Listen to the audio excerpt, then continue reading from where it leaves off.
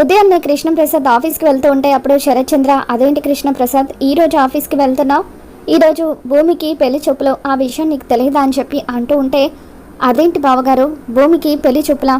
ఈ విషయం భూమికి చెప్పారా? తనకు ఈ పెళ్లి ఇష్టమో లేదో కనుక్కున్నారా అని చెప్పి కృష్ణప్రసాద్ అంటూ ఉంటే, ఆల్రెడీ తనకు ఇష్టం అని చెప్పి ఒక నీచుడు గగన్కి ఇచ్చి పెళ్లి చేద్దామని అనుకున్నాను, కానీ ఏం జరిగిందో నీకు కూడా తెలుసు కదా అని చెప్పి శరత్ చంద్ర ఈసారి మాత్రం భూమి నిర్ణయం అడగట్లేదు. అపూర్వే ఒక గొప్ప సంబంధాన్ని తీసుకువచ్చింది, తనే పైన గదిలో భూమిని రెడీ చేస్తుంది అని చెప్పి శరత్ చంద్ర అంటూ ఉంటాడు. ఇక దాంతో కృష్ణప్రసాద్ ఒక్కసారిగా షాక్ అవుతూ ఉంటాడు. మరోపక్క అపూర్వ రెడీ చేస్తూ ఉండడంతో భూమి ఎంతో డల్గా అద్దం ముందు కూర్చొని ఉంటుంది. ఆ తర్వాత గోరింటాక్ సుజాత ఆ అపూర్వని పక్కకు తీసుకుని వెళ్ళి, అమ్మాయి నువ్వేం చేస్తున్నావో నీకు అర్థమవుతుందా? నిన్న రాత్రి నువ్వేం చెప్పావు? ఎట్టి పరిస్థితులను ఆ భూమికి ఎప్పటికీ పెళ్లి జరగనివ్వనని, దాని ఆస్తి ఎవరు తన్నుకుపోకూడదని, కాలి కింద చెప్పులాగా దాన్ని నువ్వు అనగదొక్కుతానని అన్నావు కదా. మరి ఇప్పుడేంటి నీ అంతటా నువ్వే ఒక గొప్ప సంబంధాన్ని తీసుకువస్తూ దగ్గరుండి తనని రెడీ చేస్తున్నావని చెప్పి గోరింటాక్ సుజాత అంటూ ఉంటే, పిన్ని నా ప్లాన్ ఇంకా నీకు అర్థం కాలేదు.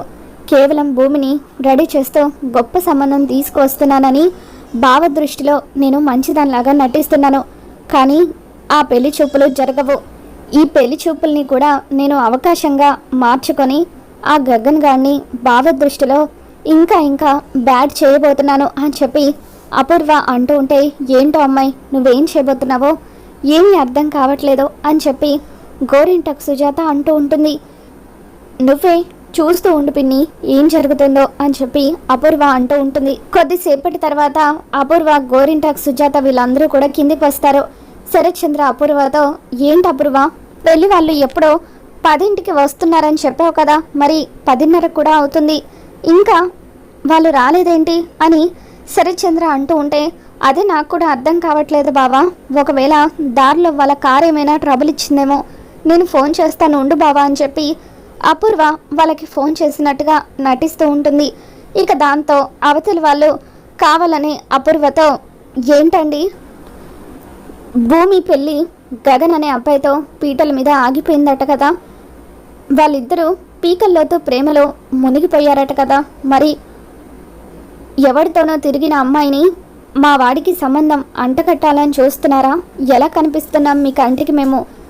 మా టైం బాగుంది కాబట్టి ఈ విషయం మాకు ముందే తెలిసింది, ఇంకెప్పుడు కూడా మాతో సంబంధం కలుపుకోవాలని ప్రయత్నించకండి, మాకు ఇష్టం లేదు అని చెప్పి వాళ్ళు అపూర్వతో ఫోన్లో మాట్లాడుతూ ఉంటే, అపూర్వ అయ్యో దయచేసి అలా మాట్లాడకండి, ఎవరు మీకు తప్పు ఇన్ఫర్మేషన్ ఇచ్చారు? మా అమ్మాయి భూమి చాలా మంచిది, చాలా పద్ధతి గలది, ఒక్కసారి మా అమ్మాయిని వచ్చి చూడండి మీకే తెలుస్తుంది అని చెప్పి అపూర్వ ఫోన్లో బతిమలాడుతున్నట్టుగా నటిస్తూ ఉంటుంది.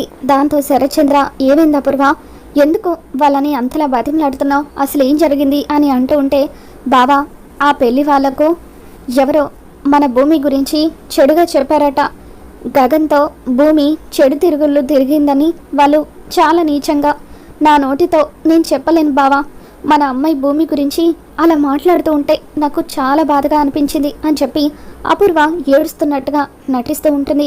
అసలు ఇదంతా ఆ గగన్ గడి వల్లే, వాడే కావాలని నా మీద పగ తీర్చుకోవడానికి ఇన్ని రోజులు నా కూతుర్ని ట్రాప్ చేశాడు అని చెప్పి శరత్ చంద్ర అపూర్వతో చెబుతూ, బయట వాళ్ళైతే నా కూతురు గురించి ఇలాగే మాట్లాడతారు, అదే మన బంధువులనే సంబంధం చూసి చేస్తే మన భూమి జీవితం కూడా బాగుంటుంది అని చెప్పి శరత్ చంద్ర మీరా వైపు చూస్తూ ఉంటాడు.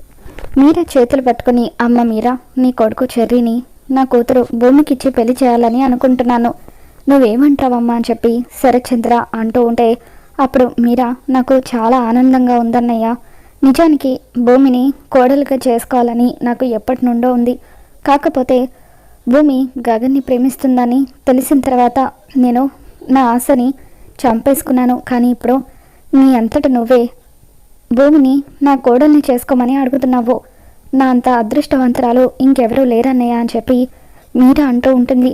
అప్పుడు చెర్రీ, అమ్మ భూమికి నాకు పెళ్ళింటమ్మా అని చెప్పి అంటూ ఉంటే, రే చెర్రీ నువ్వు నోరు మొయ్యరా, నువ్వు ఇంకొక మాట కూడా మాట్లాడొద్దు, మనం కష్టాల్లో ఉన్నప్పుడు మీ మామయ్యే మనందరికీ తోడుగా ఉన్నారు. ఇన్ని సంవత్సరాలు మిమ్మల్ని పెంచింది మీ మావయ్యే కదా.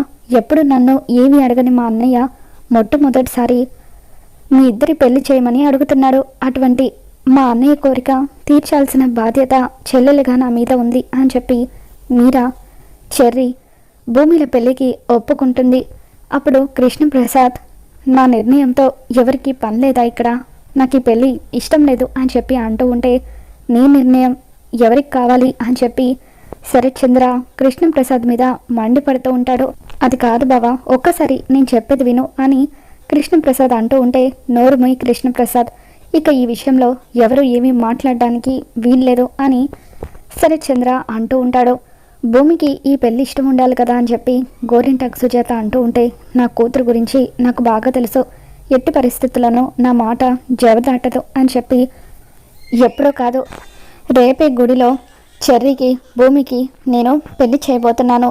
ఆ గగన్ గాడు నాతోనే ఛాలెంజ్ చేశాడు కదా, వారం రోజుల్లోగా నాకన్నా మంచి క్యారెక్టర్ ఉన్నవాడిని అల్లుడుగా తీసుకురమ్మని. ఈ ఛాలెంజ్ గెలవాలంటే చెర్రీయే నా అల్లుడు అవ్వాలి అని చెప్పి శరత్చంద్ర అంటూ ఉంటాడు. చూడు కృష్ణప్రసాద్, రేపు గుడిలో చెర్రీకి భూమికి పెళ్లి జరగబోతుంది. కావలసిన ఏర్పాట్లన్నీ కూడా నువ్వే దగ్గరుండి చూసుకోవాలి అని చెప్పి అంటూ ఉంటాడు. ఆ తర్వాత శరత్చంద్ర భూమి దగ్గరికి వచ్చి, అమ్మ భూమి, ఈ నాన్న ఏం చేసినా కూడా నీ మంచికి చేస్తాడని నీకు తెలుసు కదా, అందుకే బాగా ఆలోచించి నేను ఒక నిర్ణయానికి వచ్చాను. నీ పెళ్ళి చెర్రీతో చేయాలనుకుంటున్నాను. నువ్వు కాదన్న నమ్మకంతోనే రేపు గుడిలో నీకు చెర్రీకి పెళ్లి ఫిక్స్ చేశాను అని చెప్పి శరత్చంద్ర అంటూ ఉంటాడు. దాంతో భూమి ఒక్కసారిగా షాక్ అవుతూ ఉంటుంది. అది కాదు నాన్న అని భూమి ఏదో చెప్పబోతూ ఉంటే, అమ్మ భూమి, నువ్వు ఏం చెప్పాలనుకుంటున్నావో నాకు తెలుసు. నువ్వు ప్రేమించిన ఆ గగన్ గారిని మర్చిపోవడం అంత ఈజీ కాదనే కదా. పర్వాలేదమ్మా, నీకు కావాల్సినంత టైం తీసుకో, కానీ ఆ గగన్ గారిని మాత్రం మర్చిపో. చెర్రీకి నీకు పెళ్లి జరిగితే మీరిద్దరూ నా కళ్ళ ముందే ఉంటారు. నా కూతురు నా కళ్ళ ముందు ఉంటే అంతకంటే కావాల్సింది నాకేముంటుందమ్మా అని చెప్పి శరత్చంద్ర, రేపు ఉదయాన్నే నువ్వు రెడీగా ఉండు, చెర్రీతోనే నీ పెళ్ళి అని చెప్పి శరత్చంద్ర అక్కడి నుండి వెళ్ళిపోతాడు. ఇక దాంతో చెర్రీ కూడా శరత్చంద్ర మాటలకి షాక్ అవుతూ గదిలో ఒంటరిగా ఆలోచిస్తూ ఉంటాడు. అప్పుడే కృష్ణప్రసాద్ అక్కడికి వచ్చి, రే చెర్రీ, ఏంట్రా ఇది, అసలు భూమికి నీకు పెళ్ళేంటి అని అంటూ ఉంటే, అదే నాన్న, నాకు కూడా ఏమీ అర్థం కావట్లేదు. నేను ఎంత ఈ పెళ్ళి ఇష్టం లేదని చెప్తున్నా అమ్మ మామయ్య ఎవరూ కూడా నా మాట వినడం లేదు. భూమి నాకు వదిన లాంటిది. ఒకప్పుడు నేను భూమిని ప్రేమించాను నిజమే, కానీ ఎప్పుడైతే భూమి మనసులో గగన్ అన్నయ్య ఉన్నాడని తెలిసిందో అప్పటి నుండి భూమి మీద నాకున్న ప్రేమని చంపేసుకున్నాను. భూమిని కేవలం నా వదినగా మాత్రమే చూస్తున్నాను. అటువంటి భూమిని నేను ఎలా పెళ్లి చేసుకోగలను నాన్న? ఈ పెళ్లి జరగడం కరెక్ట్ కాదు. ఎప్పటికైనా గగన్ అన్నయ్య భూమియే ఒకటవ్వాలి అని చెప్పి చెర్రీ అంటూ ఉంటాడు. మరైతే ఈ పెళ్ళి ఎలా ఆగిపోతుందిరా అని చెప్పి కృష్ణప్రసాద్ అంటూ ఉంటే, రేపు ఏదో ఒకటి చేసి పెళ్ళి ఆగిపోయేలాగా నేను చేస్తాను నాన్న అని చెప్పి చెర్రీ అంటూ ఉంటాడు. మరోపక్క కృష్ణప్రసాద్ శారదకి ఫోన్ చేస్తాడు. శారద, వాడు ఎలా ఉన్నాడు అని కృష్ణప్రసాద్ అంటూ ఉంటే, ఇంకెలా ఉంటాడండి, మనిషి మాత్రమే ఇక్కడ ఉన్నాడు, మనసంతా భూమి దగ్గరే ఉంది అని చెప్పి శారద అంటూ ఉంటుంది.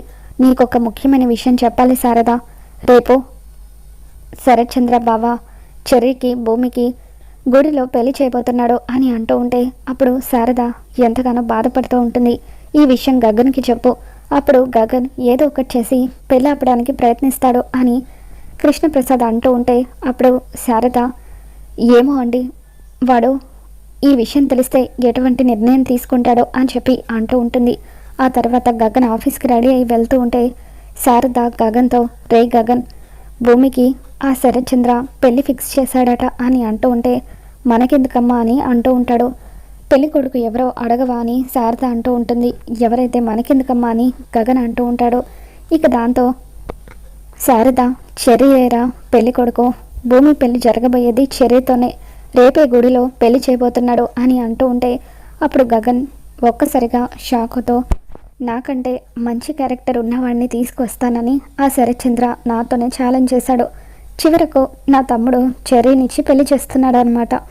వాడినిచ్చి పెళ్లి చేస్తే అప్పుడు నేను వాడు నాకంటే గొప్పవాడు కాదని అనలేను కదమ్మా. అందుకే శరత్చంద్ర ఈ నిర్ణయం తీసుకున్నాడు. అయినా ఒకందుకు భూమికి కూడా ఈ పెళ్లి జరగడం ఇష్టమే అయి ఉంటుంది. ఎందుకంటే ఈ పెళ్లి జరగడం వల్ల తను కోరుకున్నట్టుగానే తన భర్త ఇద్దరు కూడా వాళ్ళ నాన్న కళ్ళ ముందే ఉంటారు అని చెప్పి గగన్ అంటూ ఉంటాడు. రే, నీ కొంచెం కూడా బాధగా అనిపించడం లేదా అని శారద అంటూ ఉంటే, లేదమ్మా, బాధగా లేదు, నువ్వు కూడా ఇక ఈ విషయం గురించి ఎక్కువగా ఆలోచించొద్దు అని చెప్పి గగన్ అక్కడి నుండి వెళ్ళిపోతాడు. శారద కృష్ణప్రసాద్కి ఫోన్ చేస్తుంది. ఏమండి, వాడికి భూమి పెళ్లి విషయం చెప్పాను, అయినా సరే వాడిలో ఎటువంటి చలనం లేదు. భూమి చెర్రీల పెళ్లి జరగడమే కరెక్ట్ అని వాడు అంటున్నాడు. కాబట్టి ఈ పెళ్ళి ఆపడానికి వాడు ఎటువంటి ప్రయత్నాలు చేయడని అనిపిస్తుందని చెప్పి శారద అంటూ ఉంటుంది. గగన్ ఆఫీస్కి వెళ్ళిన తర్వాత భూమి గురించి ఆలోచిస్తూ వర్క్ కూడా సరిగ్గా చేయలేకపోతూ ఉంటాడు. భూమి ఆలోచనలతోనే ఆ రోజంతా కూడా గడుపుతూ ఉంటాడు. తర్వాత రోజు ఉదయాన్నే శరత్చంద్ర ఇంట్లో అంతా కూడా హడావిడిగా ఉంటుంది. నక్షత్ర పెళ్లి కూతురులాగా పట్టుచీర కట్టుకొని రెడీ అయ్యి, అమ్మయ్య, ఈ రోజుతో చెర్రీ భూమిల పెళ్ళి అయిపోతే నాకు ఇక ఏ అడ్డు ఉండదు, గగన్ బావా నన్నే పెళ్లి చేసుకుంటాడు అని నక్షత్ర హ్యాపీగా ఫీల్ అవుతూ ఉంటుంది. ఇక గుడిలో అన్ని ఏర్పాట్లు కూడా చేస్తూ ఉంటారు. పెళ్లి ముహూర్తం టైంకి చెర్రీ, భూమి ఇద్దరూ కూడా పీటల మీద పక్కపక్కన కూర్చొని ఉంటారు. పంతులు గారు మంత్రాలు చదువుతూ చెర్రీ చేతికి తాళిచ్చి తాళి కట్టమని చెబుతూ ఉంటే, ఇకప్పుడు చెర్రీ భూమి మెడలో కాకుండా వెనకాల నిలబడి ఉన్న నక్షత్ర మెడలో 3 ముళ్ళు వేసేస్తాడు. ఇక అలా చెర్రీ నక్షత్ర మెడలో తాళి కట్టడంతో అక్కడున్న వాళ్ళు అందరూ కూడా ఒక్కసారిగా షాక్ అవుతారు. ఏంట్రా నువ్వు చేసింది అని చెప్పి శరత్చంద్ర మండిపడుతూ ఉంటే, సారీ మామయ్య, నేను నక్షత్రాన్ని ప్రేమించాను, నక్షత్ర కూడా నన్ను ప్రాణం కంటే ఎక్కువగా ప్రేమిస్తుంది. మరి అటువంటప్పుడు నేను భూమిని ఎలా పెళ్లి చేసుకోగలను? అందుకే భూమి మెడలో తాళి కట్టడం ఇష్టం లేక నక్షత్ర మెడలో కట్టేశాను. నక్షత్ర కూడా మీ కూతురే కదా మావయ్య, మీరు కోరుకున్నట్టుగా మేమిద్దరం చిలక గోరింకల్లాగా మీ కళ్ళ ముందే ఉంటాము. అప్పుడు మమ్మల్ని చూసి మీరు కూడా సంతోషపడతారు కదా. అందుకే దయచేసి మమ్మల్ని మనస్ఫూర్తిగా ఆశీర్వదించండి మావయ్య అని చెప్పి చెర్రీ శరత్చంద్రని బతిమలాడుతూ ఉంటాడు. ఇక చెర్రీ చేసిన పనికి అపూర్వ కూడా ఒక్కసారిగా షాక్ అవుతూ ఉంటుంది. మరి రాబోతున్న ఎపిసోడ్లో ఏం జరగబోతుందో మళ్ళీ మన ఛానల్లో తెలుసుకుందాం. ఈ వీడియో మీకు నచ్చినట్లయితే తప్పకుండా లైక్ చేయండి.